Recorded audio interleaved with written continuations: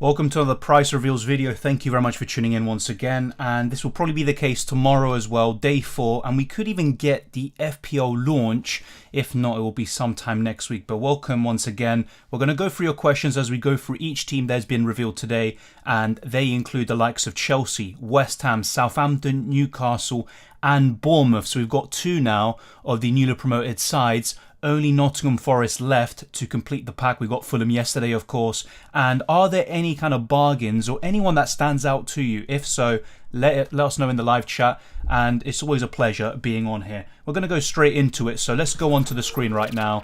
And yeah, we've been working on a few things ever since the stream yesterday, actually. I noticed a few things that could be improved on, even some stuttering and stuff. So hopefully it's not the case now. Let me know if anything does stutter or buffer, and we will try to rectify that for future streams as well. But it's a really good practice as well ahead of the next season. So I'm going to go through some of your questions and comments now before really going into it. Thank you, Sudindra, for dropping by, and I appreciate you watching the video after as well. So thank you very much, and it means a lot. So thank you. Welcome, Never Give Up FPL. Good to see you here once again, and a lot of familiar faces here, which is always great to see. Hello, Dylan. Hope you're well. I am. What about you, Kobe? Thank you very much. A mod, obviously, always here and present. Welcome, Sebastian Eriksson. Obviously, it was a pleasure talking to you yesterday, and we're back here again. My guess is on Tuesday, the last price reveals from all teams, then game opens on Wednesday. That is a good shout, to be fair, but the way it kind of has gone, we've gotten 5 teams each day. So we got 5 on Friday, I believe it was, on the 1st of July. We got 5 yesterday, we've got 5 today, and I think we're going to get 5 tomorrow. And then either the game launches straight after that, it will be the following day potentially. So my guess is Tuesday is when we could get the game launch, but obviously I'm just speculating at this point. Anyone know how to find my team ID on the FPL app? Yeah, in terms of the FPL app itself, I'm not sure if that's actually doable, but you can with a browser, even on your phone. If you go on the web browser and then you check the URL when you're on the points section, you should be able to find it. Hello, bro. How are we doing? All good, Jeff. Good to see you here once again. Hopefully you are doing well as well. Let me know. Welcome, Chu, again. Some, like I said, familiar faces. Love the futuristic intro graphics. Yeah. Did you watch F1 at Silverstone? Love the race today. I was. So whilst I was preparing the stuff for today's video, I was watching the Grand Prix. It was one of the best Grand Prix in time, you know. And I think if Verstappen didn't have the problems, he probably would have won the race easily. So in a way, I'm kind of glad that, you know, he did get the complications. And we got a new winner in Carlos Sainz, so it was definitely great. If you want, I can show you my kind of F1 team at the very end of this video, but don't worry, if you are interested in F1 Fantasy, I cover that, and I'll be doing a team selection video later this week. Nice prices on Chelsea defence, and Bowen at 8.5 can potentially be a 200-point differential. Yeah, agreed. Interesting. Otherwise, Trippier and Bruno G can be interesting in later drafts. I completely agree with you, and I think a few others that would stand out are Callum Wilson, as we'll get onto very, very soon. Yeah, F1 was very entertaining today. One of the best races in time, you could say. I'm not sure which other race can really compete. You could say Monza in 2020, I think, when Gasly won. But then again, I would argue this was even better. Looking around, I'm no longer a live stream virgin, says Kat. Fair enough. Yeah, it's good to see you here. And you're always present in the UCL fantasy streams, I think. So it's great to see. I'm good, mate. Thank you for asking. Thank you, Kobe. Yeah, it's always a pleasure talking to all of you. And if you've got anything else to say, it doesn't have to just be FPL, then let me know. But we're going to go into this. Edouard Mendy is first up. And because Alisson, we saw, I think it was yesterday, priced at 5.5, it doesn't surprise me too much that Mendy is 5 million. However, the fact he was 6 million at the beginning of last season, when you look at it from that perspective, I think it does come as a bit of a surprise. A lot of people are now going to go into the likes of Mendy as the main goalkeeper, but if you compare him to the likes of Ramsdale, fewer points, fewer saves, and fewer bonus points. So as much as he's still an option to consider, and I like his price, I don't think he's suddenly a must-have, despite how good of an option he can become. And 5 million, I think Mendy will keep more clean sheets this campaign than in the last one. I could see him getting 16 plus clean sheets easily. So 5 million is definitely a very tempting price, but then you've got the likes of Reece, James and Chilwell at very affordable prices too. So I think as much as I like the price for Mendy, and I think he's one of the better Chelsea options, I still think there's better ways to cover the Chelsea defence, which we all kind of know at this point. Next up, we have Timo Werner, 8 million as well, just like his compatriot up front, which we'll talk about the main positional change from today. Let me just bring up the list here. So I've got it all written down. So with Timo Werner, I'll be honest, I'm not really considering him. He's one of the better Chelsea options, and of course, he does have quality about him, but I just don't really see him really doing it in the Premier League, and you would rather go for Kai Havertz up front, or in the midfield go for someone like Mason Mount, and then you've got the Chelsea fullbacks and Edouard Mendy. I think they're all above in the pecking order, but Timo Werner, you never know. He could be a very nice differential from time to time, and Southampton, for example, is one club he really likes to play against, so maybe, if you're ever looking for a differential and a free hit when he's facing Southampton, Werner could be the solution. Let's now go into, in my opinion, the top 3 Chelsea options. Mason Mount is probably third for me. 8 million is a good price, the same as Bukayo Saka, and he got more goal contributions, 11 goals and 11 assists, a very healthy return, and I think that he's going to be one of the better Chelsea players in general next season, as he always has been. And I'm very, very surprised, actually, a bit like Saka, with the goal output he has shown. It's really, really consistent, and a lot of them have kind of come in spurts last season compared to the last few campaigns, where he showed a bit more consistency maybe in terms of returns in more matches, but he got some mega returns in individual games, such as against Watford, Norwich, and a few other teams like that. So Mason Mount at 8 million is definitely worth consideration, but because of the kind of, I wouldn't say rough start, but it's not the best in terms of fixtures, I think not that many people would go for Mason Mount, but still, I think he's worth considering. I don't really like that Everton fixture, actually, because of how Chelsea tend to struggle at Goodison Park, but still, Mason Mount should be at the very top, in my opinion, of the list in terms of Chelsea assets. So, yeah, we do have him on here. And yeah, there was one other player I wanted to show you, Kai Havertz, of course, but we'll talk about him anyway very, very soon as well. Let's see what else we have. So, our position, Rashford, if Ronaldo leaves, looks like a good option in my opinion. Yeah, that is a good point. I talked about this yesterday if you want to check that out, the Man United coverage. I think that Rashford at 6.5 is potentially an absolute bargain. He scored some great points in the last few campaigns, so I definitely think that's worth a shout. The battle was incredible between Sainz and Leclerc, then Perez, Hamilton, Leclerc. One thing I noticed was that Leclerc's the driver that never gives up. Yeah, that is true. He battled very well today. He's quite a clean driver. I wouldn't say safe, but he's not absolutely aggressive like, the kind of names we already know in the past and in the present. But yeah, Charles Leclerc, one of the best drivers on the grid, and I was very impressed by him today, despite his quite disappointing 4th place finish. I'd rather have James and Chilwell. Exactly, I completely agree with you, Sho, and I think they are the top 2 options of choice. Let me see if I can actually quickly bring up Kai Havertz for you on screen. This is going to be a bit of an improvisation from my part, so bear with me for a second, but I think we could do this. I think I've got everything set up for him, so let me see if I think I've got him. For some reason, I think I probably bogged out, as they say. So yeah, Kai Havertz, we've got him here, I think. Yes, we do. All right. Bear with me for a second. My apologies for this. And this is the kind of, I'd say, the rough streaming gene from not having too many streams in the last month. But don't worry, that will all be sorted out. So let's get Havertz in there. I still think Mount is a better option, by the way. We're kind of going into the top 3 Chelsea options, but still. Kai Havertz for me, 8 million, and he's now been reclassified as a forward. This is the main positional change that we got today, and I'm actually not too surprised. I think 8 million is a fair price, so it was a kind of a downgrade from last season, 8.5. 8 goals, 4 assists in 29 games. A bit underwhelming. We all thought he'd push on a little bit more, but I think this is going to be the season where he gets into double digits. I think so. I've been kind of predicting a lot of improvements for a lot of these players, but I'm quite sure about Kai Havertz, especially with the departure of Romelu Lukaku. But who are Chelsea going to sign? They're linked to the likes of Raheem Sterling, who's probably going to play on the wing, of course, but you never know. And I think Havertz is definitely an interesting choice, to say the least. But my preference, just for me, is Mason Mount, and then the 2 Chelsea fullbacks. Who is number 1 for me between Chilwell and James? I'm actually not too sure, to be honest. It's very, very close. But let's get onto them right now. Ben Chilwell is here, 6 million, the exact same price as his fellow fullback Reece James. 3 goals and 1 assist in 7 games. He actually featured in my first draft video last week when I was kind of playing around with FPL.team with provisional prices provided by FPL.team, which for the most part was actually quite accurate. But yeah, who are you going to pick between Chilwell and James, or are you going to go for both? Let me know in the live chat right now, and we'll go for a few more questions. Did you see Matteo Bonotto, however you spell, talking to Leclerc like a child? Yeah, exactly. I saw the comment by Jensen Button, which was pretty funny, you don't tell off a mate or whatever with a finger wagging. But to be fair, Leclerc's quite, I'd say, you could say a hothead. He gets pissed off quite easily on the radio and stuff, but it's understandable when you are at the very top of your game and you're competing in such a competitive sport. Of course you're going to get, angry. So that makes sense, to be fair.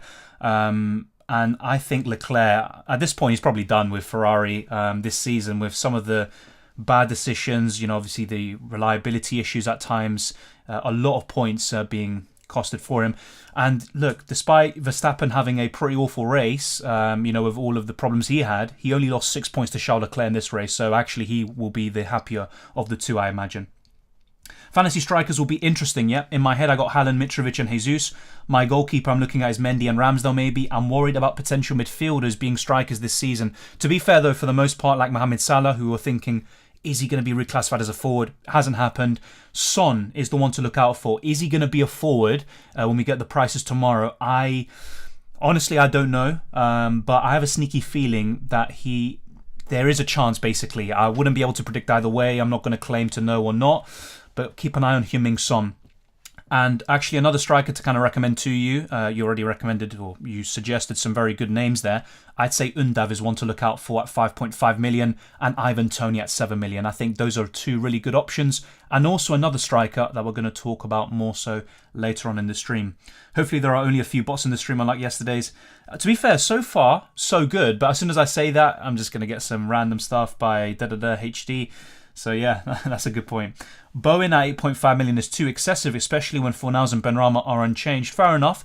I can understand your point of view, but I think 8.5 is a good price because we're going to get onto him actually later on because obviously West Ham prices came out. 12 goals and 17 assists is an incredible return. I actually don't think he's going to do that again this season, but I could easily see him getting double digits in either goals or assists once again. But look, I think 8.5 is a fair price. Only 0.5 more than the likes of Mount and Saka, who got a considerable number of goals and assists fewer than Jared Bowen. Do you think Perisic will be a defender or midfielder? I think he'll be a defender. In the last season he played as a wing-back. Yes, when he was at Bayern Munich, when they won the Champions League, he played as a winger. He was mainly a substitute. But at Inter Milan, he's mainly a wing-back. So if they put him as a midfielder, it just doesn't really make sense. And it just spices things up. If you have Perisic to choose from with the likes of Ben Chilwell, Reece James, and then you have the Liverpool fullbacks, you've got Matip, Laporte, and you've got everyone else that you kind of already know, then yeah, it just makes it more interesting. So he has to be a defender in my opinion. I think Chilwell outscored James and Robertson and possibly Cancelo. That is a bold prediction. The way I see it is that Liverpool and City will get more clean sheets than Chelsea, but I could see Chilwell getting more attacking returns than the likes of Robertson and Cancelo potentially. But it's going to be very close, I think, between those four. I'm guessing you think Trent's going to be the highest scoring defender once again.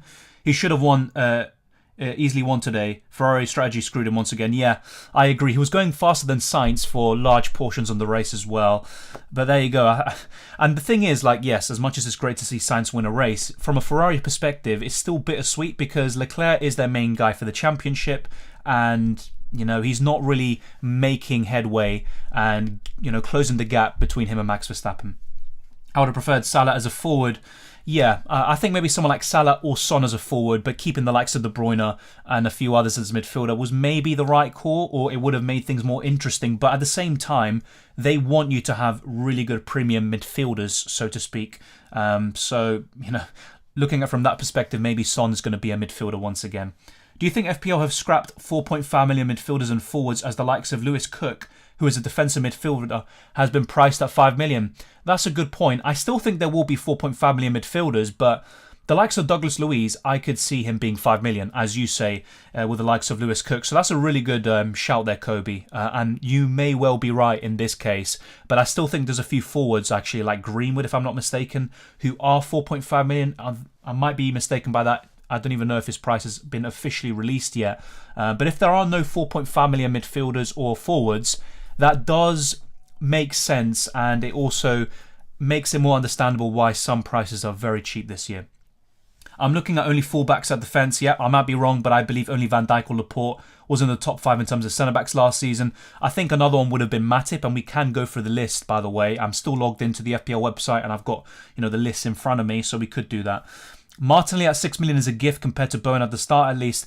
I'll be honest, I'm seeing a lot of teams with Martinelli in it, and I can understand it, but I personally don't think Martinelli will play enough games for me to say, wow, he has to be in my team. Now, yes, he might be the first choice left winger, so to speak, over Smith Rowe and a few others, but I still would be a bit concerned about the rotation. So that's something I'm keeping an eye on. But look, Martinelli is only 6 million, Bowen's 8.5. There's quite a big gap. But then you look at the goals and assists for Bowen, and I do think he actually justifies that 2.5 million extra over Martinelli. Chukwuemi from Villa could get some game time, I feel. Yeah, that's a good shout as well. They've signed some good players this summer, like Kamara, for example, from Marseille, but he's not really going to be an FPL option per se. Martinelli's full proper breakout season is beckoning. Yeah, that could be a shout, to be fair. And he's got quality. I personally think his kind of breakout was under Emery when he first joined Arsenal, but in the Cups. He didn't really do it in the Premier League so far. So yeah, I think you might be right. In terms of the Premier League, his breakout season could be this year, and I hope it is. Neto 5.5 is very nice. Yep, I think we talked about this yesterday as well at the very end with Wolves, and he's probably the only Wolves attacker that I would consider. He had a very disappointing last campaign, but that was mainly due to injury. Let's now move on to the final Chelsea player before going on to the West Ham players. Of course, Bowen's going to be the kind of talk of the town. Reece James is 6 million. I actually personally thought he'd be 6.5 and 0.5 more than Ben Chilwell. 5 goals and 9 assists is absolutely crazy numbers in 26 games as a wing-back. And bear in mind, in some matches, especially when he returned from injury, he was playing as a right centre-back to ease the load because he is, I don't know about quite injury-prone, but he does pick up quite a few injuries in the last season or two. But look, good stats, yes, there's an overperformance and all of that, but he's got the quality, and arguably, he probably could have gotten even more assists if he had someone in the box who could finish those chances, because his crossing is sensational. And I actually think Reece James is an even better asset with Ben Chilwell on the left. Chelsea were playing so well, and their system is heavily dependent on those two wing backs. But yeah, very bold prediction by the likes of Jeff, I think it was, who said that Chilwell will probably outscore most defenders pretty much, except maybe Trent. But yeah, I think it's going to be very, very close between the two. Are you into this Neto hype? I wouldn't say I'm into the hype, but I think he's a decent option at that price. I think it makes him worth considering. He's actually in my FPL.team draft, but I'm still quite uneasy about it, which I talked about yesterday as well, to be honest. But he's a decent option, but I wouldn't get carried away.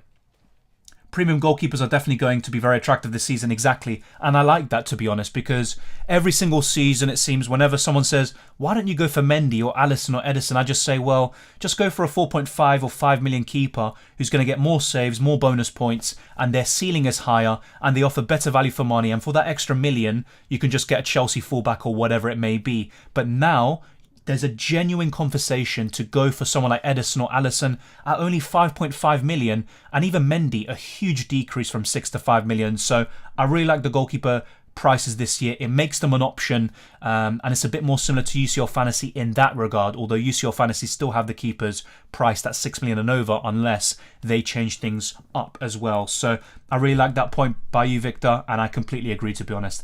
Let's move on now to West Ham. Well, actually, I'm getting ahead of myself. Before we do that, let me briefly run down through the rest of the Chelsea prices. Azpilicueta is 5 million. Thiago Silva is 5.5 million. Now, I actually think he should have been 5 million, just to make it a bit more of an option, because why would you go for Thiago Silva when you can get Reece James or Chilwell for 0.5 million more, or for 0.5 million less, you can go for Edouard Mendy. So I don't like that price too much. I can understand it. He's one of the best centre-backs of his generation, but I personally would have put Thiago Silva at 5 million. Hudson-Odoi at 5.5 million. I was talking to someone the other day about Hudson-Odoi and Chalobah. He recommended those two, and I actually like the Chalobah pick, but his price hasn't been announced yet, so let's wait and see what Chalobah's price is. But as for Hudson-Odoi, 5.5 million, I'm not really looking at him at the moment. And the same goes for Jorginho at 6 million. He's someone that I mainly look at in UCL Fantasy because of ball recoveries. And Pulisic, a very big price decrease to 6 million. He could be someone to consider in certain weeks, but I never really would consider him as a long-term option. And he's very, very injury prone. So I think Thiago Silva and Azpilicueta are probably the pick of the bunch of those Chelsea players, but Azpilicueta has been heavily linked with a move away from Chelsea anyway, so I'm not even too sure if he's going to stay at the club. So that is Chelsea covered, and we can go through them more at the very end of this video as well.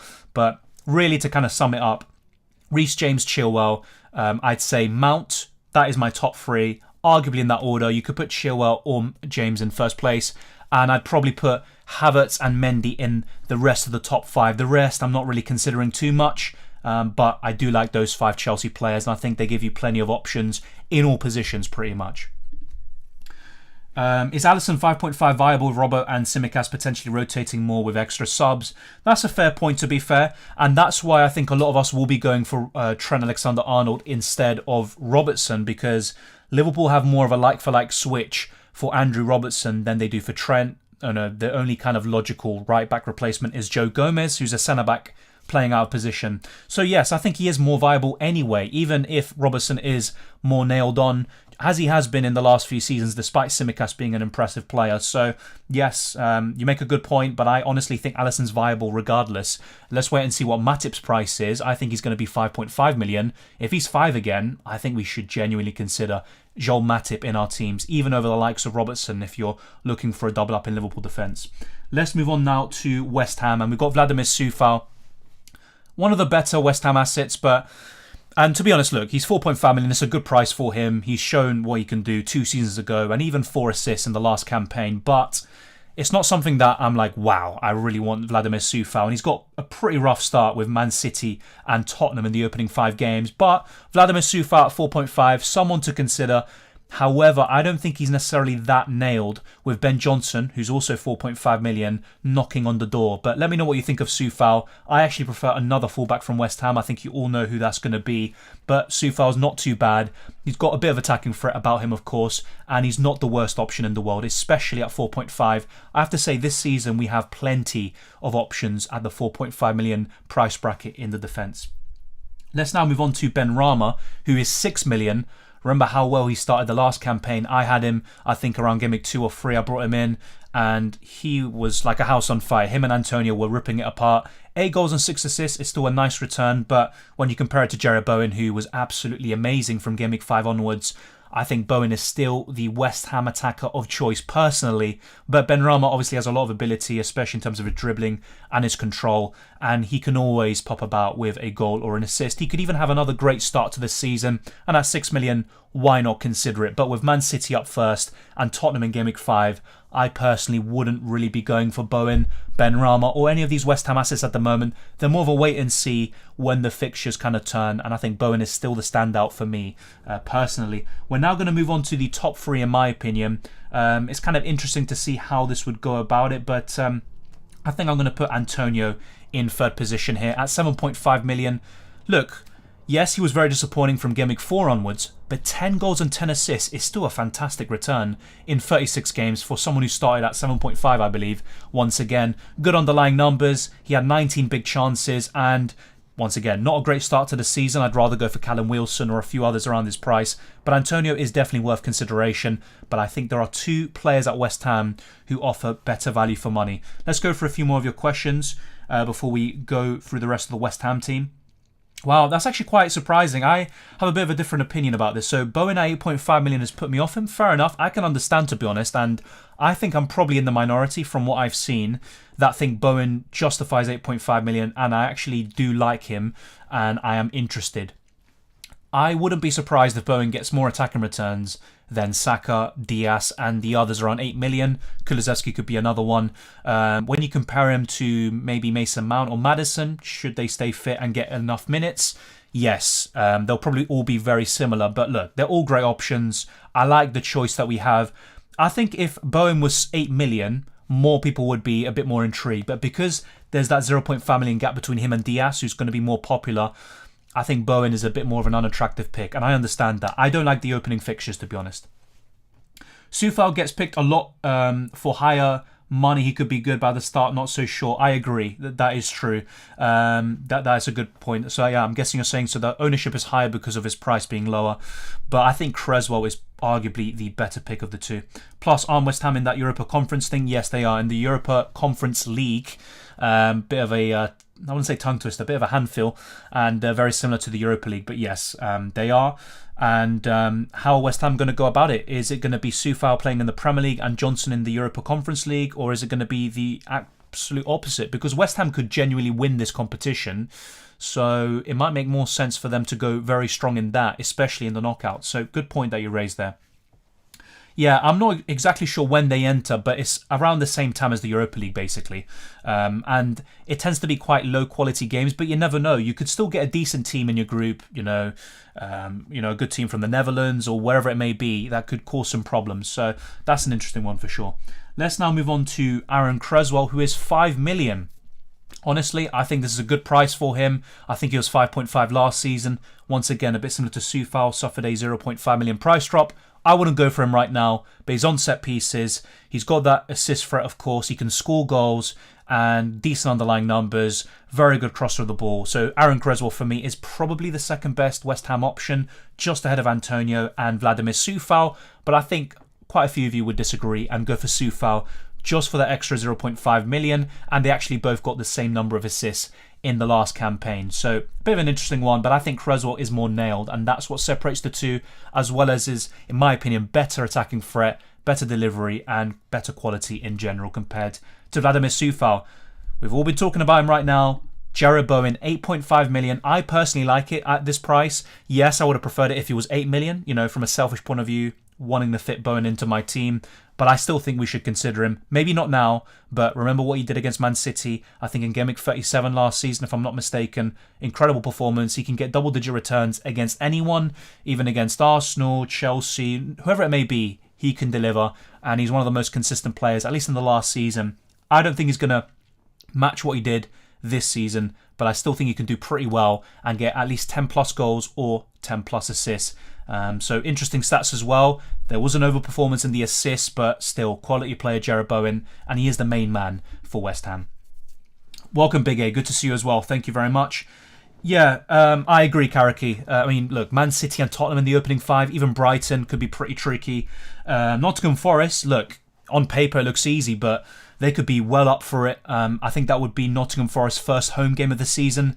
That isn't easy, in my opinion. Their first game back in the Premier League in something like 20 years.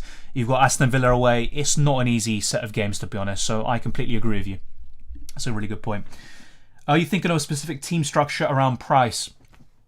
Really good point. I think I'm looking for 3 or 4 quite expensive defenders. So I might go very big at the back. I don't think we need to go 5, really big defenders, but that is still a genuine option. So in terms of structure, some plans that I have are 4-4-2, 4-5-1, or 5-4-1. Those really stand out to me.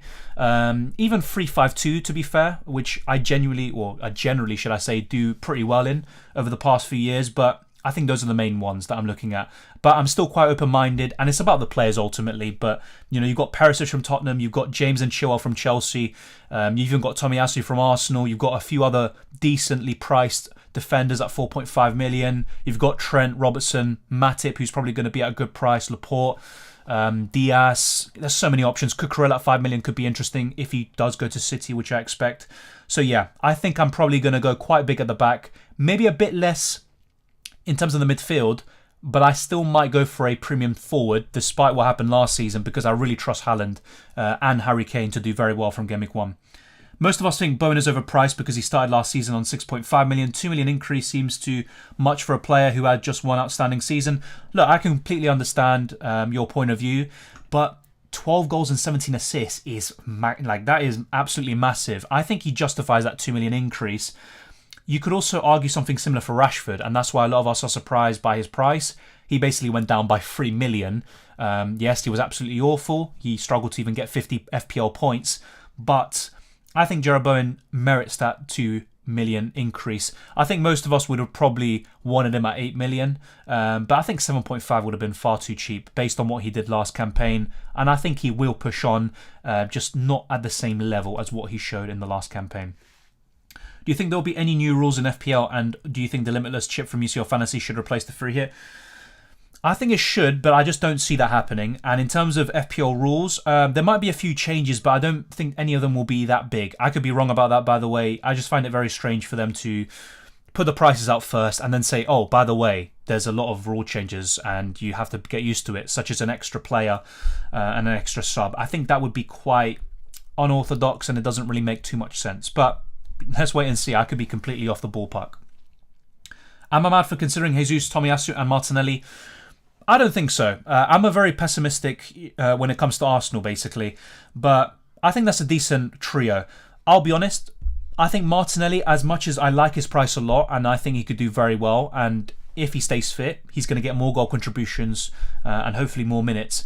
I think Jesus and Tomiyasu is my favourite from that kind of trio, with Tomiyasu offering the absolute best in terms of value for money. But just like Martinelli, he is injury prone.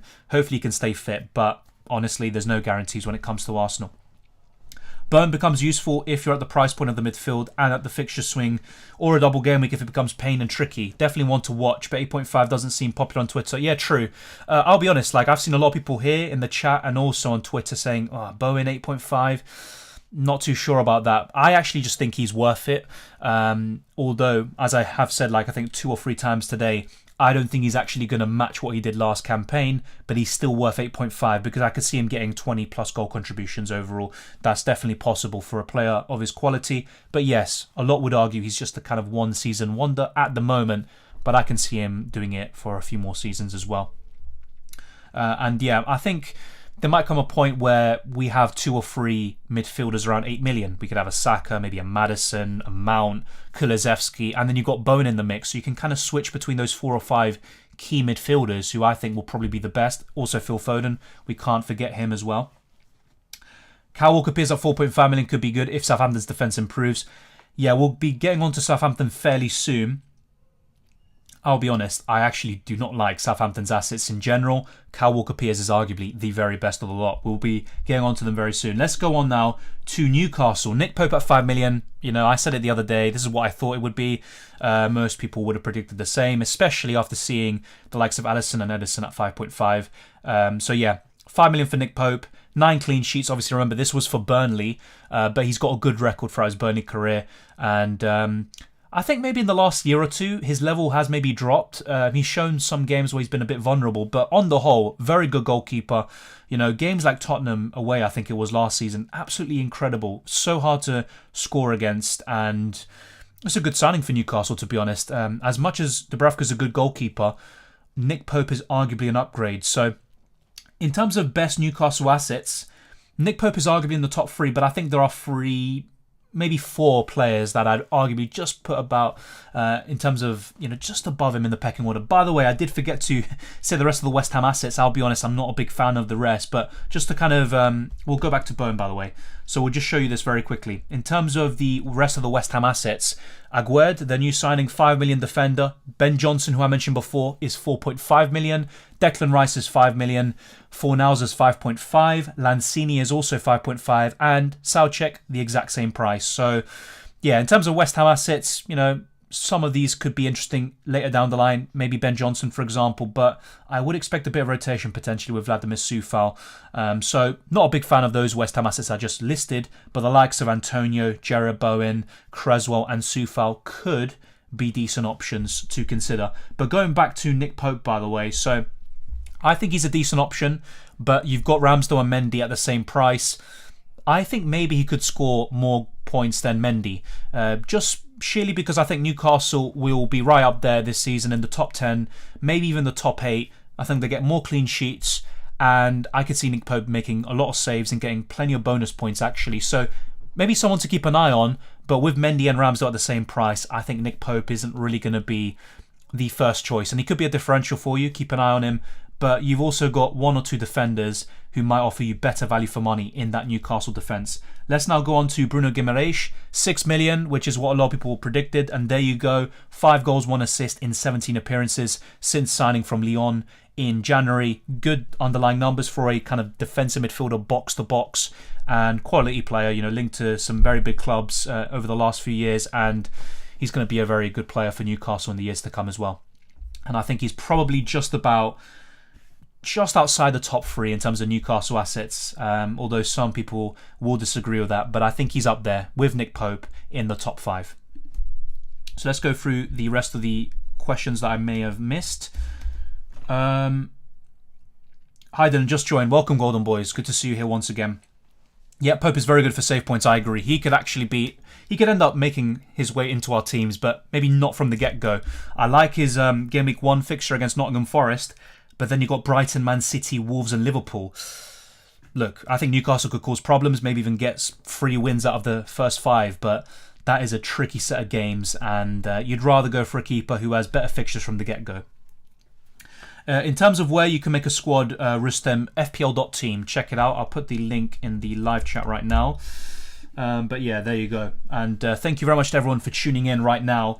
If you haven't already, smash the like button and subscribe if you're new around here. Let's get this video to 100 likes. It'd be very much appreciated. And we are on the way to 15,000 subscribers. So keep on clicking the like button, the notification bell, all of that good stuff, and consider becoming a Patreon or channel member, and also following on Twitter and Instagram, DylanRCM, which you can see on the right hand corner of your screen. But Bruno Guimaraes, I think he is just about the 4th or 5th best Newcastle asset. It's between him and Pope, and honestly, kind of reflecting on it right now, I would argue that Pope is slightly better still, despite how well the Brazilian did towards the end of last season pretty much. So now let's move on to 3rd place, maybe. I'm not sure. This is quite a evenly matched top 3.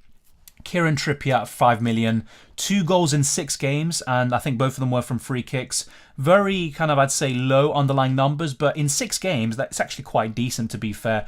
Great cross of the ball, and he's going to be a good signing and a good player in the years to come for Newcastle United. But I think there's one defender at Newcastle who offers slightly better value for money, although Trippier will probably get more attacking returns, and he's been a great player for Atletico Madrid over the last few years. So yeah, I think he's a good, there's a fair price for him, the same as when he joined in January.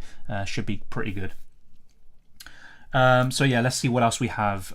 You can make us, yeah, exactly, Karaki. Live FPL or FPL.team. Who will take penalties, etc. for Leeds now? Rafinha is destined to go. This Aronson dude at 5.5 million might be okay. Yeah, that's a shout. I've actually seen a few people mention Aronson to me. My guess would be Bamford if he stays fit, or also I think it was Mateus Click, but I'm not too sure about Click, to be honest. I think Bamford's the kind of main guy I would back for that. What's your prediction for Richarlison's price, Dylan? I think he's going to be 7.5 or 8 million. But honestly, look, it's not like he had an amazing season last year. Obviously, he did well, you know, the fact that he played in a poor Everton side, and he did very well at the very end. But yeah, he shouldn't get a huge price increase, and I don't think he's going to go down. So 7.5, 8 million, and I'd probably say 7.5 is what I'd price him out. And he's not... Is he going to be a main starter? I mean, it's going to be him and Kulusevski mainly battling out. You're not going to displace Son or Kane. No chance of that happening. Guimaraes or Martinelli? Good question. I think if Martinelli gets the minutes, I would prefer him. But that's my concern. I know Bruno Guimaraes is going to get the minutes and the starts. I'm not that sure about Martinelli. Is Alisson worth the 5.5 million instead of Mendy or Lloris? I think... Actually, Lloris is the best of the 3 in terms of value, and also you can go for Trent, Robertson, Matip, etc. from Liverpool to cover their defence. And if you only go for one, you can also go for Diaz and Salah in the midfield. So as much as I really like Alisson at 5.5, I actually think Lloris is the best of the lot. I think Lloris will be 5 million, as you say. I don't think it makes sense for him to be 5.5. So yeah, I think that is pretty spot on. Yeah, Trippier great for set pieces, but City and Liverpool in the first 5 fixtures makes him less of an option, especially at his price. If he was 4.5 million, then that would be a bit different. But it's a bit of an awkward price point with those fixtures. Yeah, I remember you from yesterday, Camden. Welcome very much. Hey Dylan, I'll catch up with you later, mate. Off to work soon. Good luck with work, Mark. Thank you for tuning in. Schär is the best Newcastle defence. You named them, mate. You absolutely named them. Yeah, for me, Fabian Schär is arguably the best Newcastle asset of the lot. It's between him and Callum Wilson, pretty much. Let me know who you think is the best Newcastle asset. Maybe because of the injury record, I would just about put the Swiss international in first place. 2 goals and 2 assists. He can get some bonus points from time to time. And I think Newcastle will get 10 plus clean sheets this season. I think they are... I wouldn't say a dark horse. I don't think they're going to win the Premier League. Not yet anyway. But I could see them being pretty competitive. And maybe, you know, they could displace one of the top 6. Who knows? I wouldn't be that surprised. Fabian Schär, though, for me. At 4.5 million, despite the fixtures, you could put him into your side. He can be on the bench when he plays the likes of Man City and Liverpool. But you could play him against Brighton, Nottingham Forest and Wolves. So Fabian Schär, arguably the best Newcastle player in terms of value. And maybe I'd actually put him in first position. But let's now move on to the final player. And that is Callum Wilson. at 7.5 million, 8 goals in 18 games. He's a very good finisher. He's going to get better service now with better quality surrounding him. And also Newcastle have made a really good signing, by the way, apart from Nick Pope, in Botman from Lille, who was, linked to some great clubs in the past few years as well. And, Fabian Schär and Botman is a pretty good centre-back partnership. But Callum Wilson, I think, is definitely one to look out for. When you're looking at the 7.5 million forwards or below, you've got Wilson, Antonio, but really, who would I narrow it down to? Wilson, Undav, and for me, Ivan Toney. Those are probably the top 3. There's also Eddie Nketiah, who scored a hat-trick yesterday against Ipswich Town in a behind closed doors friendly, something like that, and he got an assist in a 5-1 win. But I just don't know if he's going to get enough minutes. So for me, it's Callum Wilson, Ivan Toney, Undav, and I think Mitrovic could also be the other one that enters the mix. I think Callum Wilson's definitely an interesting one. My main concern with him is his fitness, which has been a big problem over the past few seasons, both at Bournemouth and also at Newcastle. He's very important to that side. And under Steve Bruce, he was carrying the organisation, as you can say, pretty much the whole time. So we're going to move on now to Southampton in a little bit, but let's go through the rest of the Newcastle prices that we have had confirmed today, and let's see if there's any more questions. Yeah, Karaki, really good question. And yeah, pretty much as we were talking about Callum Wilson and Schär, that's pretty much what I was saying. I think he will replace Burn. I think Schär is a better centre-back, and that's the way I think about it, and Burn will be more of a utility player. I could be completely wrong though about that. I think Schär should be the first choice with Botman. They should make Botman 4.5 million, but he'll be 5.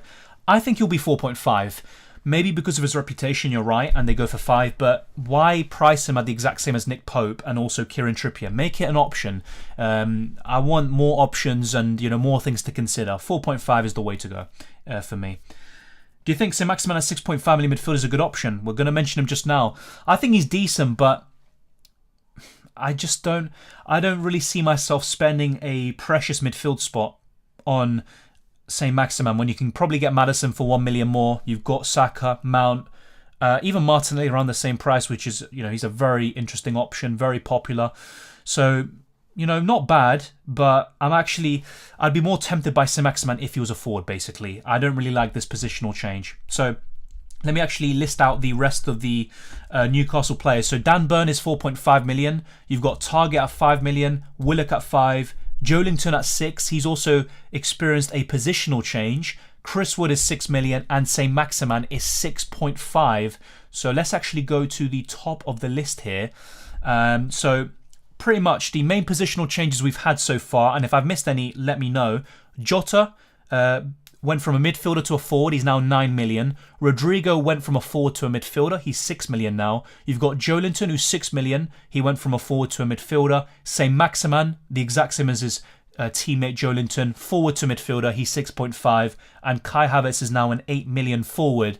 And he obviously was a midfielder last season as well. So those 5 players are the main ones who experienced a positional change. Let's see tomorrow if there are any more. But I might have missed one from the other clubs, Southampton and also Bournemouth. I might have missed one there. I was making this list earlier on today, so let me know if I've missed any. Let's see what else we have. Hi mate, do you think it will be a premium back 5 or back 4 with 2 rotating 4.5 million options? I think there's a valid argument for either side. What do I think is going to be the template? I think it will be 4 with maybe 2 rotating 4.5 million defenders. I think that's probably the way to go because a lot of people will still try to find a way to get Son with maybe Salah or Haaland. They still want those premiums in the forward positions. You could maybe do that with 5 big defenders, but ultimately it's just going to be that. You get Chilwell, James, Trent, Cancelo, Perisic, and then maybe Haaland or Salah, but you can't get another premium attacker, which we probably want to have. I don't know where you got that from, by the way, All Sports Fan Adams. Let me know if he actually is a forward, but I'm pretty sure the prices for Spurs will come out tomorrow. I'll do a United with Callum Wilson and Monotone for now. Yeah, very popular phrase. Also Arsenal. Arsenal and United are like brothers right now. Yeah, that's good. That's a good point. Schär, Tomiyasu, Johnny, Lamptey, and then more. But the premium defenders are so reasonably priced. Don't know if anyone will be picked. That's the thing, and I think Perisic, if he is a defender, will be 5.5 or 6 million, probably 6. And yeah, there's so many choices, in all kind of price brackets. At 4.5, Tomiyasu is probably one of the better ones. So yeah, you make a really good point. You've got options this year, basically, in most departments, and I really like that. Hwang from forward to midfielder. Yeah, that's a good point as well. I think I might have missed that, actually. I'm going to double check. I thought he was still a forward, but yeah, he might be a midfielder now. Thank you very much for that. Son being a forward, he's going to be 1 million more expensive. I think if he's a forward, I think I said this before, he should be the exact same price as Kane, or maybe I'd say probably the same price, because they get a similar amount of goal contributions. Son might get more goals, but Kane gets more assists. But if Son is a midfielder, he has to be more expensive than Harry Kane, definitely. That's the way I think. And he needs to have a price increase regardless, even if he is a forward. That's the way I think. But yeah, let me check this Hwang one. So thank you very much for bringing that to my attention. I think I might have missed that. I'm going to add it to the list. It's nice to have for future reference. So bear with me for a second whilst I check the FPL website as well. All right, let's see if we've got the website here. Let's see. So Wolves was it yesterday? I'm losing count of the days, really. Everything's mixed up together. I think it was yesterday, just before Aston Villa. So let me see. Yeah, Hwang's a midfielder. Thank you very much for that. Yeah, just to make sure. It's not like I was doubting you or anything. So let me add that to the list as well. So Rodrigo 6 million. Jota 9 million, and then yes, thank you very much for that. I appreciate it. And yes, let's do this as well. Hwang 6 million, and he went from a forward to a midfielder. Thank you very much for that. Yeah, actually that probably just escaped me. So now let's go on to we've covered Newcastle in depth. For me, Fabian Schär is probably the number one pick for Newcastle. Yeah, I think so. Just ahead of the likes of Callum Wilson and Trippier and Nick Pope, who are all really good. Bruno Guimaraes, you can't forget. Let's now go on to Southampton, who, to be honest, I'm not a big fan of. Che Adams at 6.5, arguably the third best option, but not really feeling it. I actually had him around double game week 28 last season. 7 goals and 4 assists. He had a decent kind of period around game week 20, but he's not really someone I'd highly recommend. Tottenham to start the season. You've also got Man United and Chelsea in the first 5. Leeds is decent on paper. Leicester away is not too bad, but I just don't like that opening 5 fixtures. I don't really like Southampton's assets in general. So for me, it's probably an avoid all round. I don't think I'm going to delve into them too much as I did with the other teams who I think are pretty solid in the grand scheme of things. Is there any Southampton option you're looking at? I think someone said earlier about Kyle Walker-Peters. I understand that. I think he's decent. The rest, though, just not really feeling it. So now let's move on to, in my opinion, the second best option, James Ward-Prowse. 10 goals and 5 assists. Most of these are from free kicks. He's an absolute amazing free kick taker. Probably the best in the... Oh my God, I'm crying. Probably the best in the world right now. Decent underlying numbers, by the way. But I have to say he's probably the best set piece taker, or at least free kick taker. I just don't like the fixtures, and at that price you can get Martinelli for a bit less, and there are many more options around 7.5 million and over. You know, we keep on talking about the ones around 8 million. Maddison, let's see what his price is tomorrow. For me, James Ward-Prowse, not really feeling it, to be honest, although it's a decent price, it's fair, great player. As an FPL option though, I think there's better in the same position. Let me try recover my voice. In the meantime, the plan will now be actually to talk about Kyle Walker-Peters, then take a little quick break, then just talk about the rest of the Southampton players before moving on to Bournemouth and the kind of final thoughts surrounding these prices from today. Obviously, the main ones we've covered already. Jarrod Bowen, Reece James, Ben Chilwell, all I'd say reasonably priced, although many of you do disagree with the Beaumont, which, to be fair, is quite a interesting argument, and I can understand where you're coming from, basically. Kyle Walker-Peters for me is the best Southampton asset in terms of value. Decent attacking threat, not great, but not bad. 1 goal, 3 assists. He's going to be a bit more nailed on now. Yes, you do have Perraud, but Livramento is now, I think his loan has now been terminated, or I say terminated, it's ended, and he's back at Chelsea. Actually, I think I'm getting that confused, actually. I'm pretty sure they did sign him permanently, so I'm going to have to double check that, by the way. I might be completely chatting nonsense there. But Walker-Peters is nailed regardless, whether it's going to be Perraud playing on the left or Walker-Peters plays on the left himself. He's going to be nailed on, 4.5 million. You can't really go too wrong. I don't see a massive improvement in terms of attacking returns or clean sheets next season, but not a bad option and probably the best that Southampton have to offer, which isn't really saying much, to be honest. So I'm going to take a quick break, go through your questions on the rest of the Southampton players before going on to Bournemouth, and their prices were actually announced around 6 p.m. UK time. So I'll be right back in a second. Stay tuned and be sure to smash the like button and subscribe if you're new. It really helps out the channel. Thank you very much to everyone who is tuning in right now.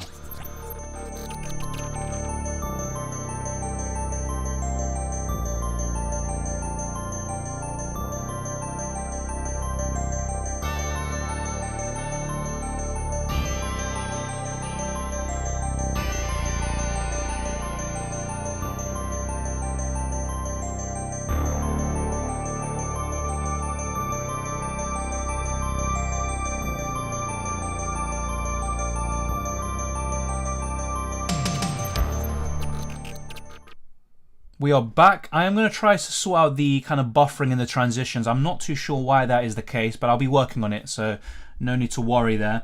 We are now going to go into the rest of the Southampton players. So here we go. Oh yeah, this was it. So let me just change this border, get rid of this. All right, so Southampton. The rest really don't stand out to me. That's why Che Adams was third on my list. You've got Perraud at 4.5 million. You've got Bella Kochap. You've got Bednarek. And also Bazmnu at 4.5 million. I'm not really a big fan of any of these players, to be honest. Maybe Perraud could be decent. Bednarek wasn't too bad from time to time, but I'm just not a huge fan of these options. Salisu at 4.5 million. You've got Armstrong at 5, Romeu and Redmond at 5.5. None of them really stand out to me. If you have any differing opinions, then let me know. But ultimately for me, it's Kyle Walker-Peters or James Ward-Prowse who are probably the standouts from Southampton. I'm not a big fan of them defensively. Offensively, their strikers aren't really that trustworthy, and their midfielders, why waste a spot, in my opinion, when you can get much better for just a little bit more. So, yeah, Romeu's no longer a 4.5 million option. That's why a really good point made earlier about the, I think it was by Kobe, about the lack of 4.5 million options. Have they kind of removed them, and that compensates a little bit for the, I'd say, kind of fair, not even fair pricing, maybe the generous pricing. So that's it's definitely something very interesting. And how many 4.5 million options are we going to get in the midfield and attack? Let's see what else we have. A lot of people talking about Son is going to be an 11 million forward. If this is true, not sure how I feel. I think that's a great price, to be honest. If he's only going up by 0.5 million after the season he's had, yes, he's getting a positional change, but that is a, I think that's a good price. And I'm probably going to go for him over Harry Kane once again, because I would imagine Harry Kane would be 11.5 million. If they're both 11 million, I don't really think that makes too much sense. But I wouldn't be surprised at all about Son being a forward. But at the same time, if he's still a midfielder, is anyone going to bat an eyelid? Not really. So very interesting to see about Heung-min Son. Is he going to get a positional change? Who knows at this point. Thinking of going big at the back with Trent, Robertson, James, Chilwell, Cancelo and play 5-4-1. I think the argument is there. I think there's definitely a case to be had there. And I'm considering it. But you could also just go for 4 in terms of 4 reasonably, or not even reasonably priced, 4 premium defenders, and then go for someone like Tomiyasu as your 5th defender. Trent, Robertson, James, Chilwell, yeah, that's fine to be fair. But then, and Cancelo, to be honest, look, it looks fantastic, honestly. But you could consider going for someone a bit cheaper for one of those defenders, and then you can spend a bit more on your midfield. That could be the difference between a Martinelli and a Maddison or a Bowen, and I think, honestly, it's worth the extra money. Yeah, Kyle Walker-Peters, yeah, the only option. I completely agree there.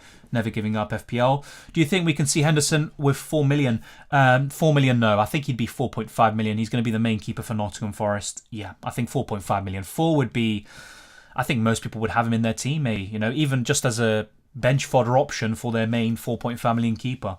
I feel like Southampton will get relegated. They lost Broja, and I think Livramento is still injured. Yes, he is still injured. He got that big injury in the last campaign. I remember that.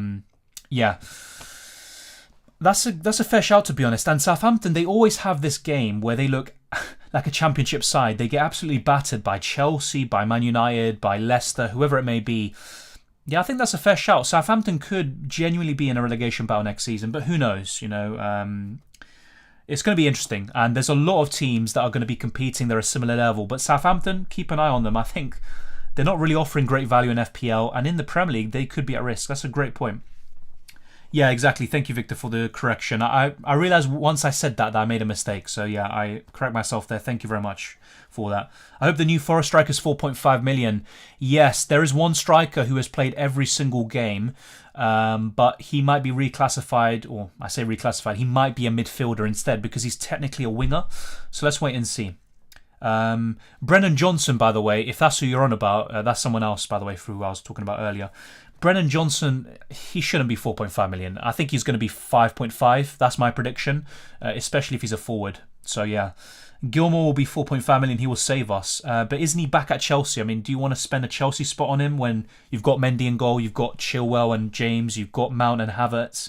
I mean, to be fair, I don't think a triple up in Chelsea is that, eye-catching, but you never know. Then again, though, if you need the money, you need the money, and that could be a really good way to find just pretty much an enabler. Son as a striker is good due to the lack of strikers having the correct prices. I think so, actually. Look, it's quite interesting to see so many different opinions. I think Son as an 11 million forward is good. I would probably put my 11.5, just to make it a bit more of an option. I think it should be the same as Kane if they're both forwards. And yeah, I think it would be pretty interesting because if Haaland doesn't really get firing from Game Week 1, you've got Son, you've got Ronaldo if he stays in the Premier League, you've also got a few others, Harry Kane of course, but Son just I think it spices things up a little bit. I can't wait to fall into the into the Mitrovic trap again. You could just go for Undav, who's a bit more of an experimental type, you could say, but yeah, look, you've got options. You've got, say, Maximan, you've got Callum Wilson at 7.5, Tony, I really like Tony at 7 million, I think that's a great price for him. So look, you don't need to go for Mitrovic. You've also got Solanke, who we're going to talk about very soon. And I think there's another option. Brennan Johnson, keep an eye out for him tomorrow. Is he going to be 5.5 million? Is he going to be a forward? If so, I think he's the best Nottingham Forest attacker, in my opinion. Thank you, Sharia, for tuning in. It's good to see you here once again. Welcome, Cyril. Welcome back to FPL. Matters Dylan, hope you had a great break. Hopefully you have as well. First draft, Raya, Laporte, Trent, James, Chilwell, Salah, Diaz, Martinelli, Neto, Haaland, Richarlison. 4 million keeper, Tomiyasu Undav, 4.5 million midfielder, I'm guessing that is. I like the team.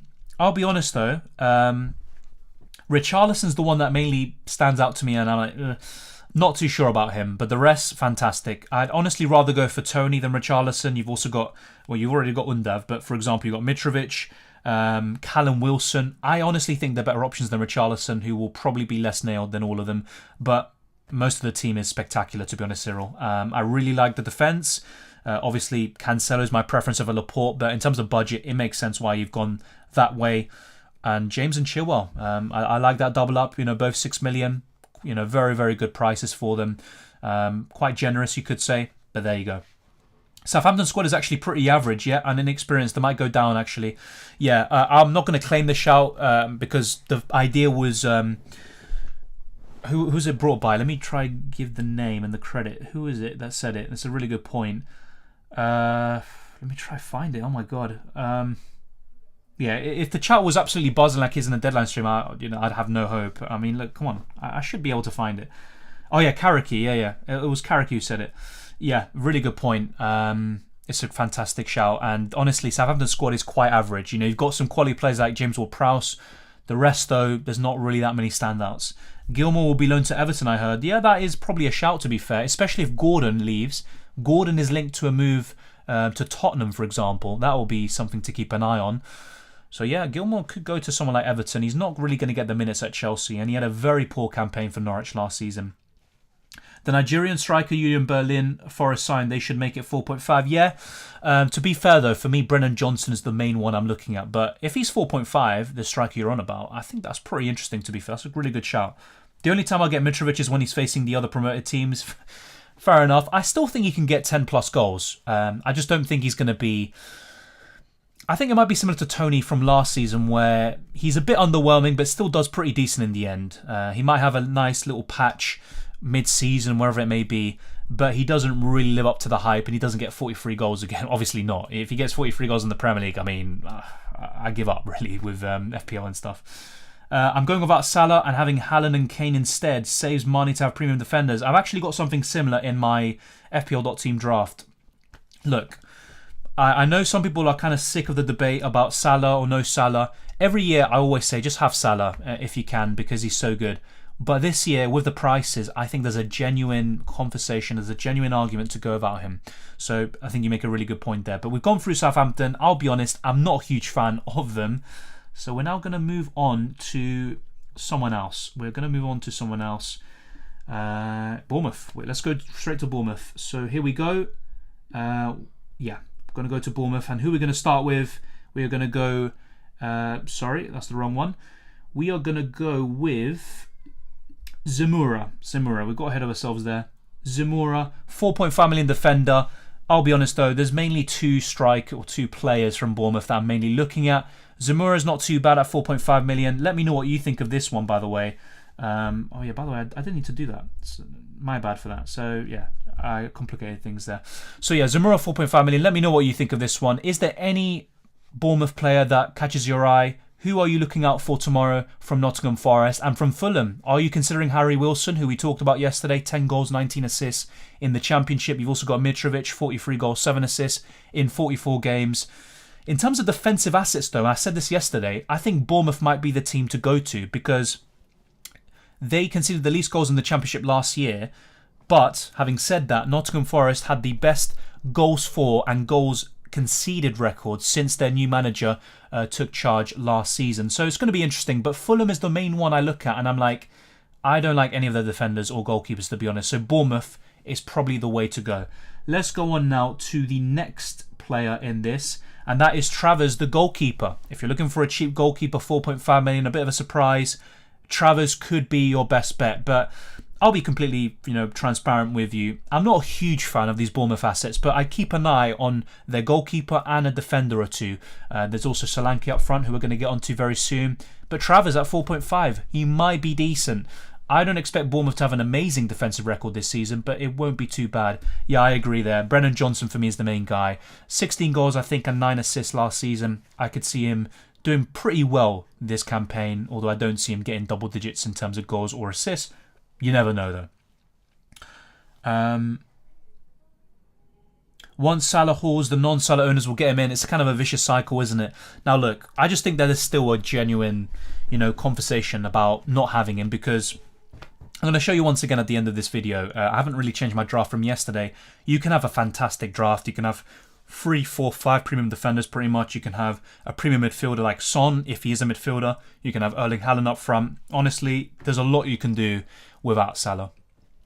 Yeah, thoughts on Solanke Bournemouth? We're going to talk about him very soon. Great Championship season, nailed starter. Probably the pick of the bunch. In terms of Bournemouth attackers, definitely. He's the only one that I'm genuinely considering. But we're going to go on to him right now, actually. So we're going to put him up on screen. No? Okay, there we go. 6 million forward. 0.5 million less than Mitrovic, who did score 14 more goals than Solanke last season. But still someone to consider. If Mitrovic struggles in the Premier League this season, maybe Solanke is the way to go. And actually, if I'm not mistaken, I think Bournemouth have a decent kind of opening to the season. Nottingham Forest have the best from the newly promoted sides, from Gameweek 1 to 10, I believe. But Solanke, not too bad. I'm actually going to double check this for you and rectify any potential errors I've just said. So we're going to go to the fixture ticker right now. And why not show you as well? Why not show you? So here we go. And let's go now to Nottingham Forest. They're kind of mid-table here. And you've got Fulham in the bottom 3, Bournemouth in the bottom 5. But if we change this from Gameweeks 1 to 6 to 1 to 10 instead, Nottingham Forest are in the top 5, which is quite high considering that a lot of their games are going to be ranked more difficult than someone like Arsenal, because Nottingham Forest are obviously a newly promoted side.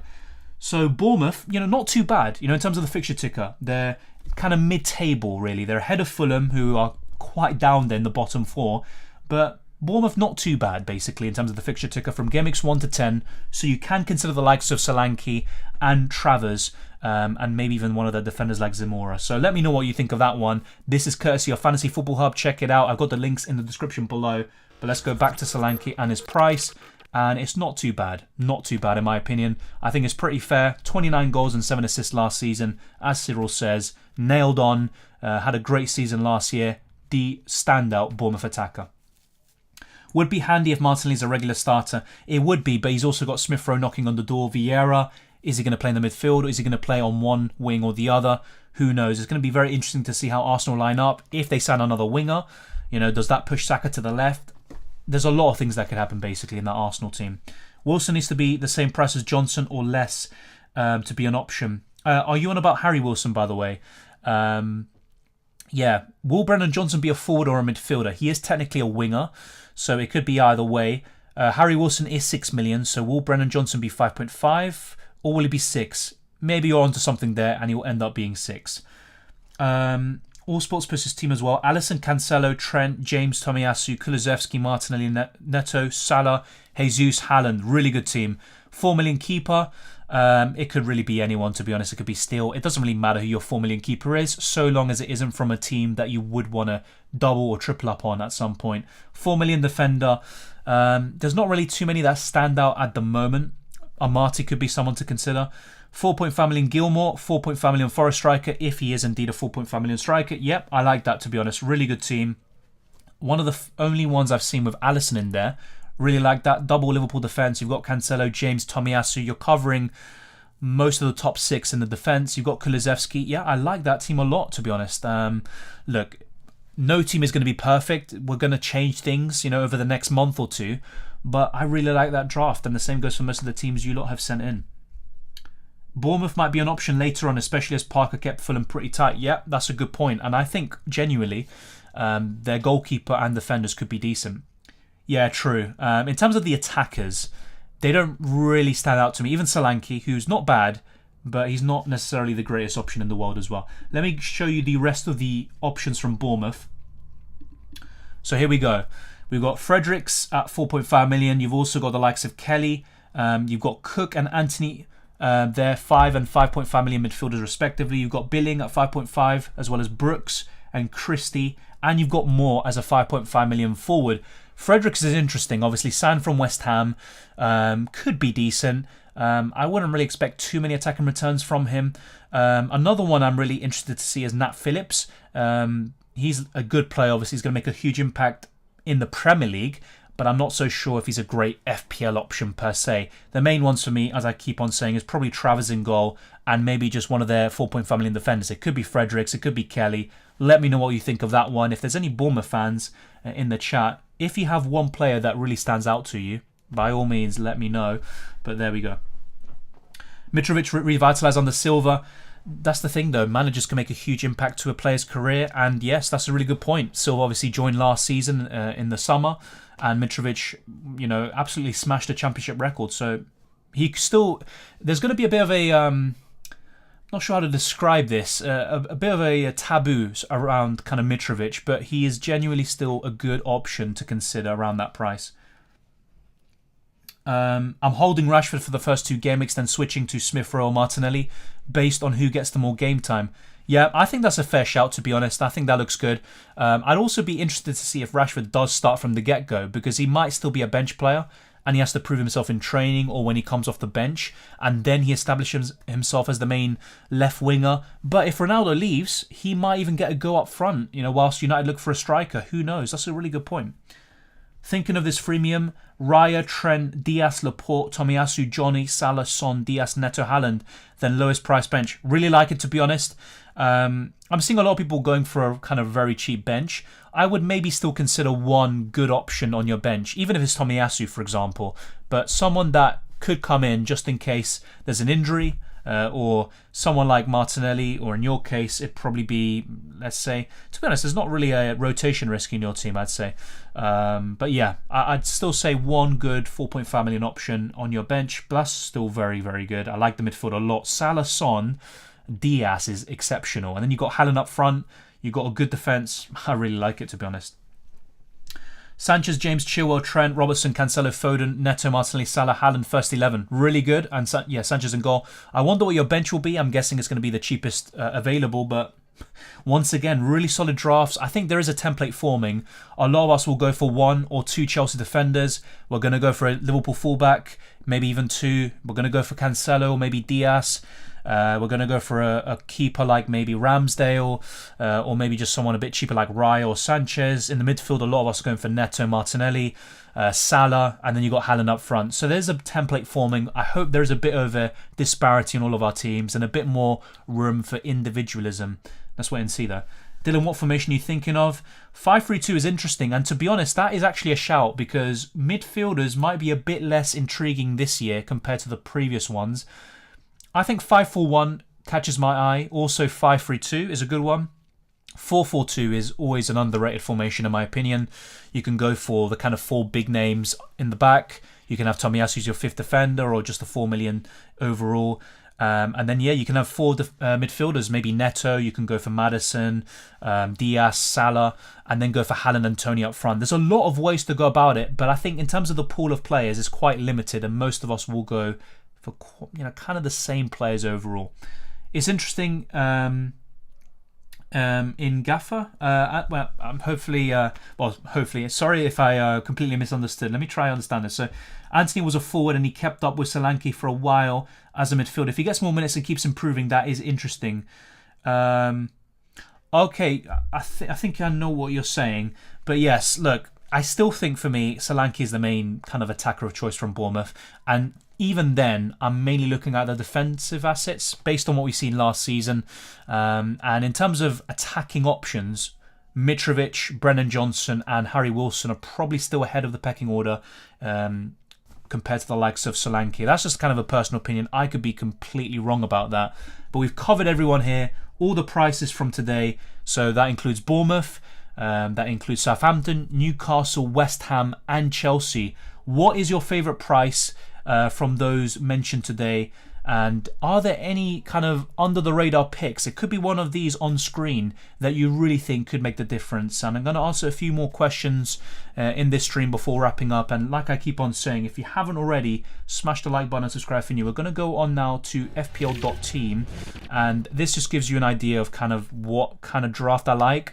It's very rough, you know. Cucurella might not even be there in the end. Even if he does join Man City, I could even go for another keeper. Could be more expensive.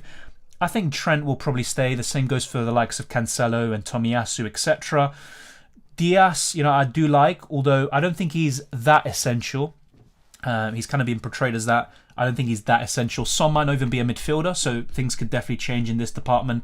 Haaland up front, I just really like City's fixtures. They are top of the fixture ticker from Gameweeks 1 to 10, and I think Haaland will just do very well, even from the get-go. Might take him a bit of time to adapt. He might even get a bit of rotation, but honestly, when he starts, I think he's just going to bang in the goals. Hi Dylan, who should I put as a midfielder for my FPL team this season? Who is the best out of Foden, Mount or Saka?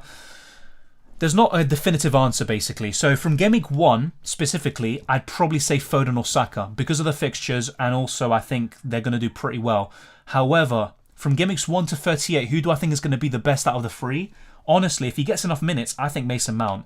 I could be wrong about that. It's just the way I see it. I'd rather double up on City defence and then go for Haaland up front, or maybe go for someone like Kevin De Bruyne. No, not necessarily, Frederick. That's a good point. I don't think you necessarily need such a strong bench, but I will probably make some changes, by the way, to this team. I would still go for one decent option, though, whether it's in goal or a defender, midfielder, whatever it may be. But let's actually do some tinkering, you know. Let me actually show you a Salah kind of draft because I did actually have him at one point. So I could move Cucurella down. We can go to a 4.5 million defender. I could go to Sufa, for example. Even Fabian Schär. I actually do like Newcastle long term, despite their rough kind of start.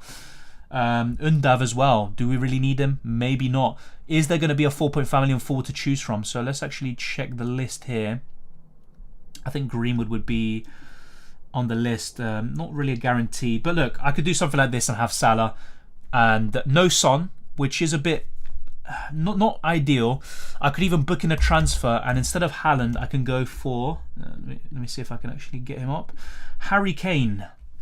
So let me know what you think of this draft, by the way. It could be Kane or Salah or Trent captain, Gameweek 1. This looks like a really solid Gameweek 1 draft, by the way.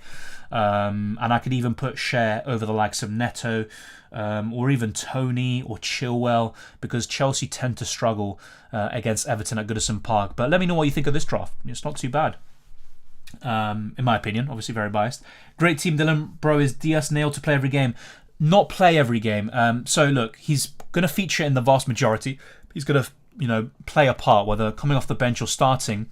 But I think Jota will get some starts, over the likes of Nunez and over the likes of Diaz. But just think about it, Mane was the main left winger last season. And even then, he was kind of shifted to the striker position, and now they actually have a proper striker. Diaz is going to be the main left wing of choice. That is basically what I'm saying.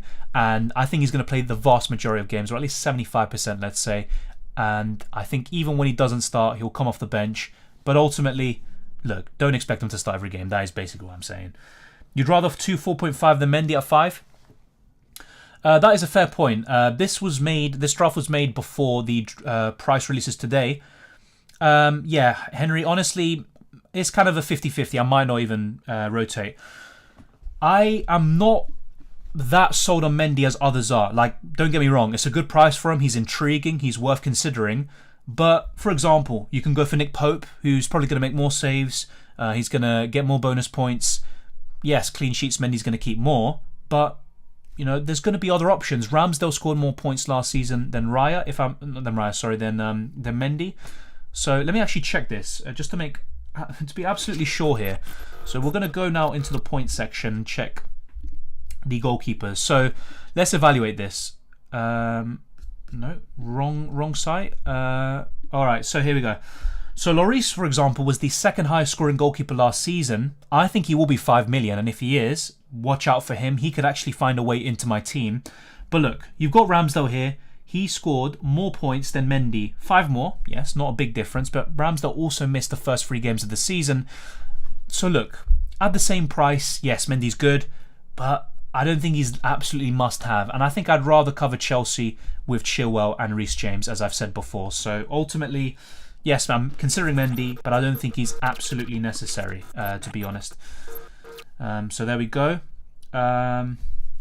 Mendy won't make many saves for me. I'll have him for clean sheet points. Yeah, that's exactly it. I think Mendy will keep more clean sheets than last season.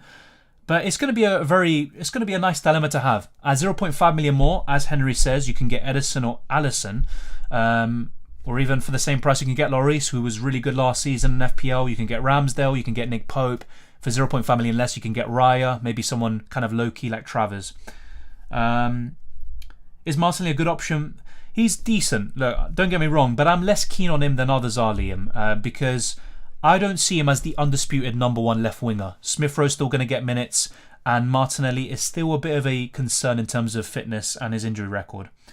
So if Edison's 5.5 like Alisson, would you consider? For sure. I'm still considering Alisson, despite wanting the likes of Robertson, Trent, Matip, Diaz, Salah. I still think Alisson's a great option. And as for Edison, he's probably a bit more appealing than Alisson because I think there's fewer options from City overall, in a way, especially in defensive assets, which, you might disagree with, but that's kind of the way I see it. In terms of ceiling, you would argue Alisson's the best, and he was the highest scoring goalkeeper, should I say, last season. Very interesting one for sure. I'm considering him, but I think ultimately, if we're actually going to change this out a little bit, I'm going to go for like a 4 million goalkeeper, and we might go for a 5 million goalkeeper like Pope or Ramsdale or Mendy.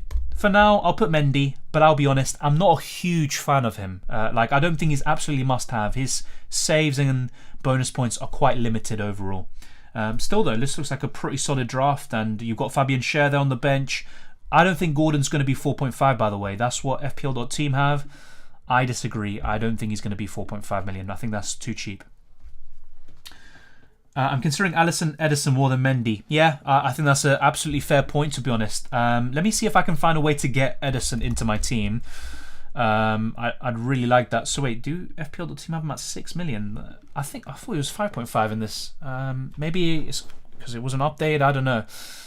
Interesting. I think Edison will be 5.5. If he's 6, I don't really think that makes too much sense, because how many points did he get last season? Let me double check this. So Edison got 155 points, and Alisson got 176. Yeah, no, he has to be 5.5, honestly. I think he will be. So I'm going to try find 0.5 million more from this team. What would you do in order to fund Edison? Which, to be honest, could be good. Could be pretty decent, actually. Who do you think is a better FPL option, Mount or Havertz? I briefly touched on this in the Chelsea section. I think Mount, especially with Havertz reclassified as a forward. I would rather have the likes of Undav, Ivan Toney, Callum Wilson, Gabriel Jesus, Haaland, Harry Kane, etc. So yes, in terms of Mount, I just think he's better. You know, they're both the exact same price. He's a midfielder. He's going to get more points for scoring a goal and also the clean sheet points. And he also gets more attacking returns, whether it's goals or assists. It has to be Mount for me. But Havertz, one to keep an eye on. I think he's going to improve next season. Fair enough, Frederick. I still think that Tony's a pretty good one, although I'm concerned about Brentford overall. Edison wasn't shown in the price reveal. Yeah, he wasn't. Exactly. So we're just going to have to wait and see when the game's released. I think he's going to be 5.5. Chilwell to Perisic if he's 5.5. Yeah, that's a great shout, Henry. And also, why would we do that? Let's switch screens once again. So back to the fixture ticker. Okay, yes. When you look from Gameweek 1 to 10, Spurs are actually right down there and Chelsea are a bit higher up. But in terms of the opening 6 games of the season, Spurs are in the top 5 and Chelsea are just a bit lower down in the pecking order. So Spurs play the likes of Chelsea. Obviously, they face each other. Well done, Dylan. But when you compare Chelsea, I think they have another tough game in there. Yeah, West Ham and even Everton for them is quite a tough fixture. So, look, I think that's a great shout, especially at 0.5 million less. Chilwell might be eased back a little bit, you know, just to not incur any potential injuries or aggravate any problems.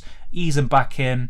So that is a great shout. And I think Perisic will just be the main left wing back. They'll probably sell Reguilon. That's a great shout, Henry. I really like that one. Let's go back now to this. To the prices. We've covered all of them. If there's anything else you want to kind of briefly talk about, let me know. I think most of us kind of want to talk about the same old stuff. So let me get this back on. We're going to talk about the likes of Mendy and yeah, the Chelsea fullbacks and Bowen more so than the others. Mason Mount as well. I think they're the main kind of prices we were looking at from today.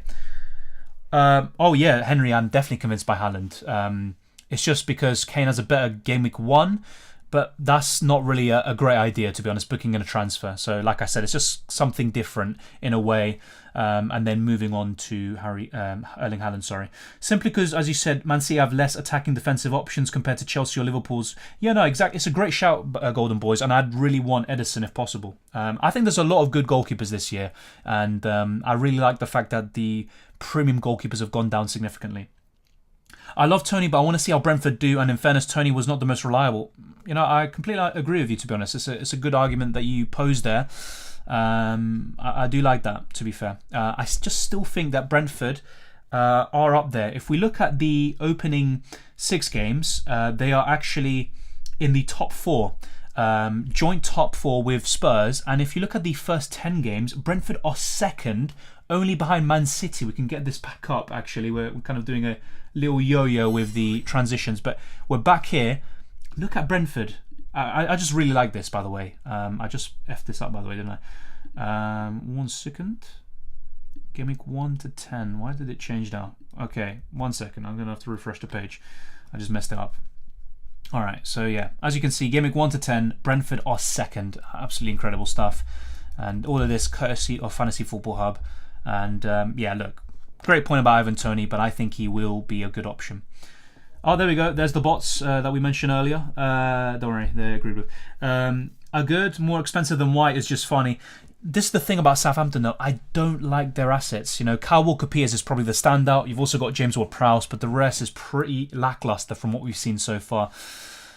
The thing is with Ben White, and I said this the other day as well, I would be a bit concerned about him because Saliba could take his place in the main starting 11 in the Premier League, and then White plays in the Europa League or the other competitions. But look, let's wait and see. That's kind of speculation. They're quite similarly a similar level, although Saliba has way more potential. What price do you think Kulusevski will be? Based on what we've seen so far, I think he's going to be 8 million or 8.5. Sorry, yeah, good. Yes, my apologies for that. And obviously, you're a West Ham fan. Wait, what else were we on? Yeah, Kulusevski, I think will be 8. I think 8 million. But 8.5 is also a possibility. Yeah, Tech, we covered a Gerd. I need to check his pronunciation, by the way. I saw that. He's 5 million. I just don't really like that. I think Soufal and Creswell are the main West Ham defenders to check. I don't really like a Gerd, really, at the moment. Let's wait and see. Who knows at this point? I don't know too much about him. I just know that he signed for West Ham, despite my little error there. A Gerd 5 million and Soufal 4.5. Yeah, but to be fair, and I said this earlier, let's go back to the stat screen. Let's go to Soufal since we're talking about him. Soufal isn't completely nailed. Now, you will know more than me as a West Ham fan, but he's not the most nailed with Ben Johnson breathing down his neck. What will it be like? Will it be Ben Johnson playing in the cups such as the Europa Conference League and Soufal playing in the Premier League, or will it be the opposite? But yeah, I agree. I think they should both be 4.5 million. I don't get that. A Gerd of Honour is my team name. Wow, that's a really good one, actually. That's quite creative. I haven't seen that about. Yeah, there's going to be some great names. Mine's just quite simple. I just put the same old stuff every single year. If Brentford lose Eriksen, it could hurt Tony, yeah. As when Eriksen came into Brentford, Tony started performing better. Great point. And also they changed the formation. And it gave Tony more impetus and he was more advanced. You know, early in the season, he was just dropping far too much, and Mbeumo was the kind of outlet that Tony would provide. Tony needs to be closer to the penalty box, of course. Every striker needs to be. That's his best position. What is your take on Undav? Everyone is raving about him, but not too sure. Okay, maybe I'm a bit guilty of this. I mean, I like his record. Obviously, yes, it's in the Belgian league, but he's got a good record throughout his career. I think he's someone to consider at 5.5. I'd like him. I wouldn't go overboard because he's still competing with Welbeck, who had a good end to the season, and still Malpai. So, yes, I'd be a bit cautious, but around 5.5 million, he's probably one of the better options for me. Do I think he's an absolute must-have? No. He was in my first draft, yes, just a few days ago, but I'd still be a bit cautious about that. Thoughts on Mount? I really like him. Like I said earlier, actually, I probably think if he gets the minutes, he's going to be a better option than the likes of Saka and Foden from game weeks 1 to 38. But to start the season, I would rather have Diaz, maybe Kulusevski, probably Saka himself, and Phil Foden. I still think Mount's a great option, but to start the season, I think there's better options, as you say. I'd imagine Soufal will play most games. Creswell more likely to be rotated because of his age injuries. Fair enough. And Johnson may play left back. Okay. Now, I kind of went a bit different in terms of my opinion, and I could be wrong, of course. I actually put Creswell in the kind of top 3 West Ham options because of his attacking threat, taking set pieces, great delivery, and I think he justifies that 0.5 million more than Soufal. I could be completely wrong about that, though, to be honest. If Kulusevski is 8 million, I downgrade Alisson to Lloris. That's also a great shout, by the way. Lloris is the other one that I'm really considering, actually. If he's 5 million, which he probably will be, Lloris is another great option. And actually, I think he's a better one than Ramsdale and Edouard Mendy. That's just kind of a personal take I have. Obviously, more points last season, but I think he has a higher ceiling, and Spurs will keep more clean sheets, I think, than Arsenal, and a similar amount to Chelsea.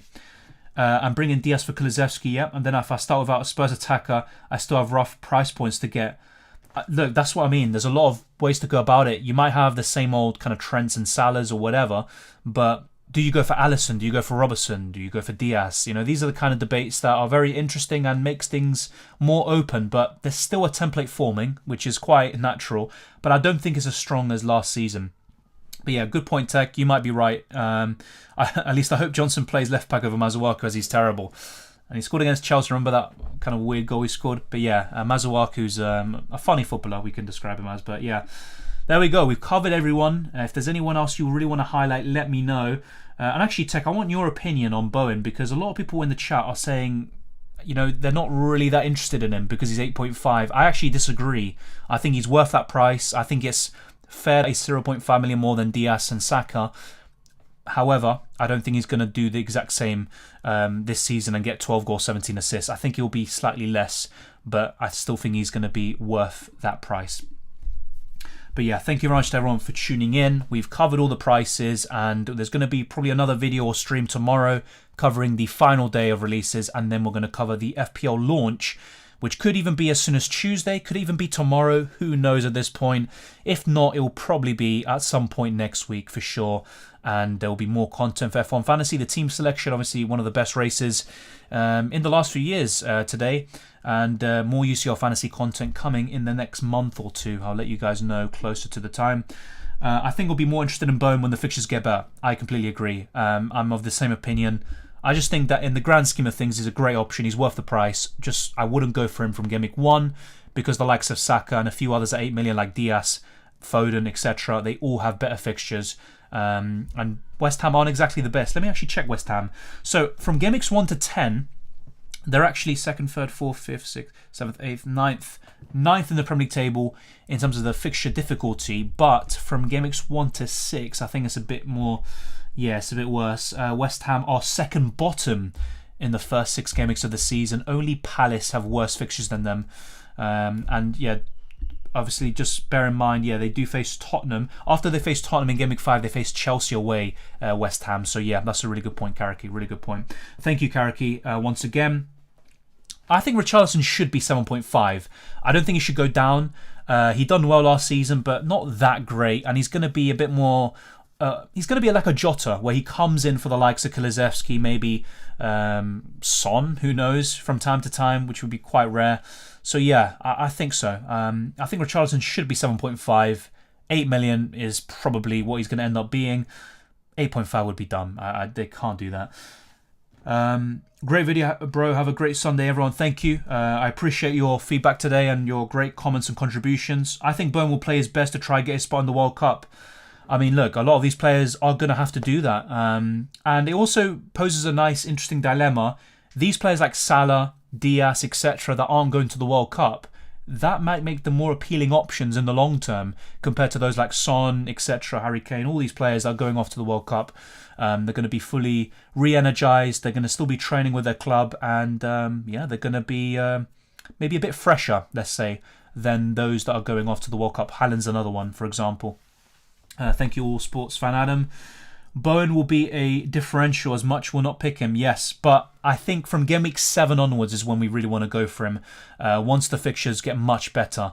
Like I said, West Ham go from 19th to 9th in terms of fixture difficulty when you compare it from Game Weeks 1 to 6 to Game Weeks 1 to 10. So medium to long term, Bowen's really good, but in the immediate short term, not really a big fan of that. Yeah, I agree, Tech. He's not overpriced. He scored 200 plus FPL points last season, nailed and arguably the best West Ham FPL asset. I think it's not even a debate in my opinion. I think he is the best asset. Everything goes through him unless we change tactics this season. Good point. I completely agree. I think the main reason why is because Bowen was 6.5 million last year, and also you've got the likes of Diaz, Saka, Mount, etc. all at 8 million. But I honestly think Bowen is just a better FPL option, at least from what we saw last year. And another argument that people would throw is also that Bowen's only done it really for one season. But look, 200 plus points is quite a rarity for someone who started at 6.5. The other popular 8 million options are underpriced, but all except Saka have a slight risk of rotation. Another good point. But to be honest, I actually think it's fair. Maybe Mount should have been 8.5 because he did well 2 seasons ago. And also last year he got 11 goals and assists. Saka 8 million I think is a good price. I think Diaz probably could have been a bit more, at least 8.5. But I think Saka 8 million is probably a good one, although some may disagree. And then Foden, arguably, yeah, could have been more, but he didn't really have a great FPL season, in my opinion. Kulusevski is probably going to be the same as either either the same as Bowen, 8.5, or Saka at 8 million. Very interesting to see what the Spurs prices are tomorrow. We might not even get, all the other players we're interested in. Are they going to say what Perisic is? Probably. But then you've also got Reece that we're going to be looking at. You've got the likes of Harry Kane, Son, Richarlison and Kulusevski. Are we going to get all these prices? Who knows? We're going to find out tomorrow. Thank you very much, everyone, for watching. If you haven't already, smash the like button and subscribe if you're new. It's been a blast talking to all of you once again. And let's get this video to 100 likes. It'd be much appreciated. It really helps out the channel. And share this video around with anyone who loves FPL, UCL Fantasy, or F1 Fantasy. You can follow me on Twitter and Instagram, DylanRCM, And you can also join the Discord server. All the links are in the description below. And you can become a patron or channel member. Consider joining us. It really helps out. And it goes a long way in supporting what we do. But of course, you don't have to. Thank you very much to everyone for contributing today. If you've got any more questions or comments, leave them in the comments section. And I'll get back to you as soon as possible. Take care. Enjoy the football. I really appreciate the talk and the discussion as always. It's always a blast. And there's going to be more content throughout the rest of the week, including tomorrow potentially with the final day of the price reveals.